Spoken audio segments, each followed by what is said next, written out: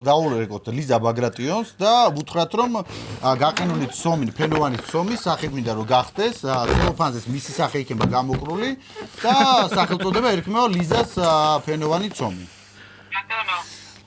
ლიზა გვინდოდა? სწორად მოხდეს თუ გინდოდა. ლიზა გამარჯობა, ჩვენ კომპანია ნახევარ ფაბრიკატებიდან გირეკავთ, თქვენთან შემოთავაზება გვაქვს თუ დაინტერესდებით? დიახ, ჩემგან გინდათ ნახევარ ფაბრიკატები. არა, ჩვენ ვართ კომპანია, რომელიც ვაწარმოებთ ნახევარ ფაბრიკატებს და ეხა ბაზარზე გვინდა შემოუშვათ ახალი ფენოვანის გაყინული ცომი და გვინდა რომ თქვენ გახდეთ ჩვენი სახე.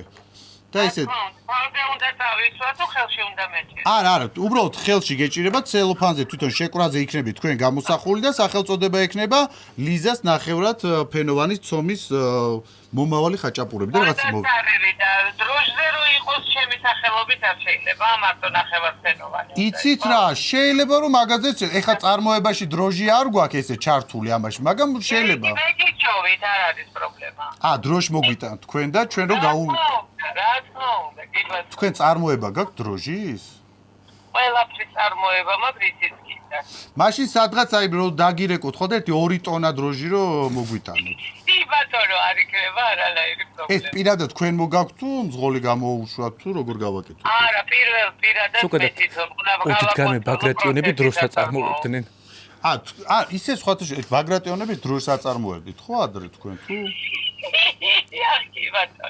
ой, რა კარგია. კარგით, ესე იგი შევთანხმდით ესე იგი ისე იქნება ესეთი შეფუთვა იქნება გარედან თქვენ ხართ ეს ნახევარ ცომი გიჭირა. ალბათ მე უნდა გადავიხადო ხო ფული? არა, რას ამბობ?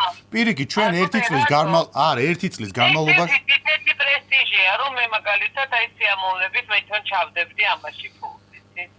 შეიძლება ამაზეც ალაპარაკო, მაგრამ იცით 1 წლის განმავლობაში ჩვენი კომპანიისგან ყოველდღიურად მოგაწვდით მე ამ გაყინულ ცომს.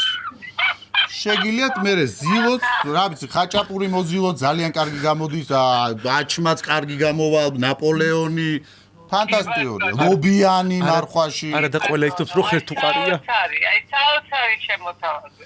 всё, ესე იგი შევთანხმდით, ძალიან კარგი გვიხარია, ძალიან დიდი მადლობა. ნახვამდის.